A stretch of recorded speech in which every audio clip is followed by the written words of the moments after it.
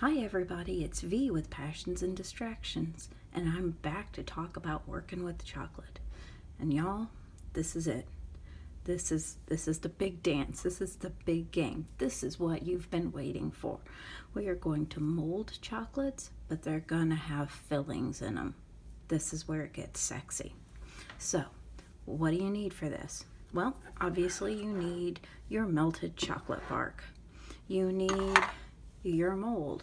And to make filled chocolates, you're gonna want one with a fairly deep cavity because you want to have room for whatever you're gonna put in there.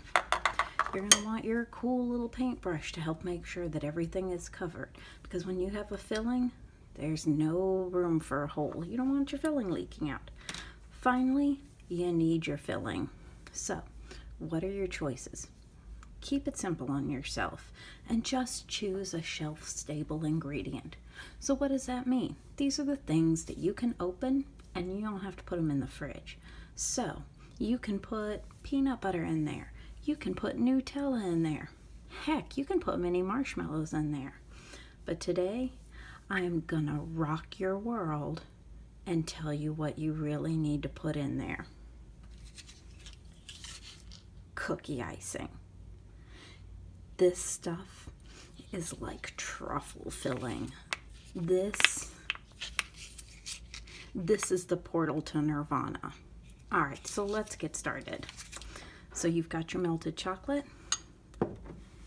You've got your mold. You know what to do right out of the gate. Just put some of that chocolate into the mold. It's okay if it gets on the plastic.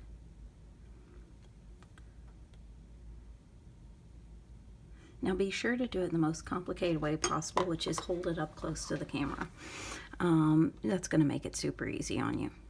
Then you're just going to take that and you're just going to brush it up the sides. Just like that. Now, like I said, you want to make sure that it's fully coated. So this is going to be the time when you want to hold it up to the light and make sure that you don't have any holes. This one seems a little bit full, so we're going to scoop some of that out and we're going to put it in this one. You know what to do, right? Yeah. Man, you are so close. Now, you can fill these with non-shelf stable things too, but if you're going to do that, you probably just want to hurry up and eat them right then. You could put them in the fridge, but then you're going to have hard chocolate. So that's just something to keep in mind. You can also cruise the internet and find all sorts of recipes for creating shelf-stable fillings. You know what? We're just not going to get into that right now. You know, you're still new. You're still new and you're still learning a lot. And right now, this is just where we need to be. So you're going to want to hold that up to the light, which I can't do on camera, but just hold it up so like to your kitchen light and look through the bottom and see if there are any holes. Once you know that you have it completely covered, it's time to put it in the freezer and let it set for 5 or 10 minutes. All right, so now that you have your set chocolate, all you need to do is take your filling. In this case, we're using the cookie icing. I'm getting this cookie icing all limbered up. Pop the top off. And start to fill in your cavity.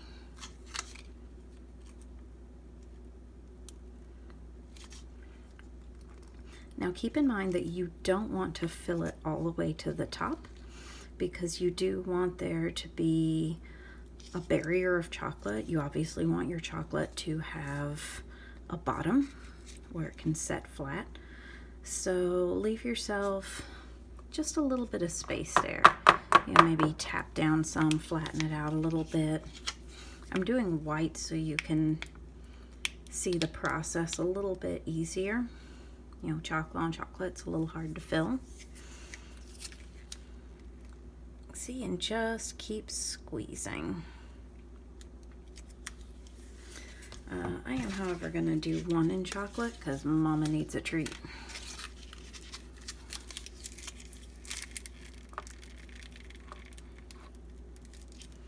There we go.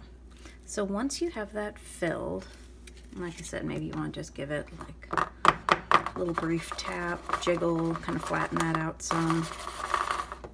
Then you take a little more of your chocolate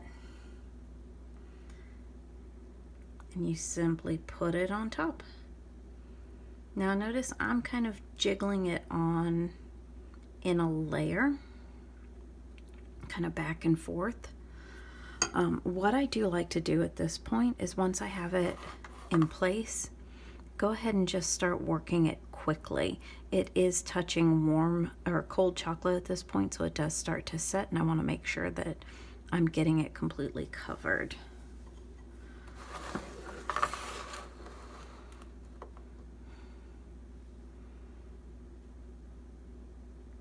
There we go.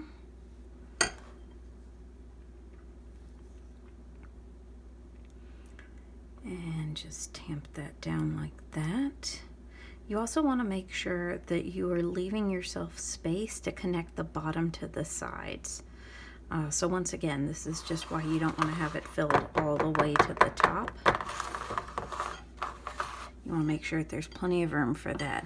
Now the great thing about this is the cookie frosting, much like things like peanut butter and Nutella, things like that. It's pretty firm, so it's going to hold up just fine when you pour the chocolate on top. If you do something else that is shelf stable but a little bit more liquid, you're going to want to factor that in.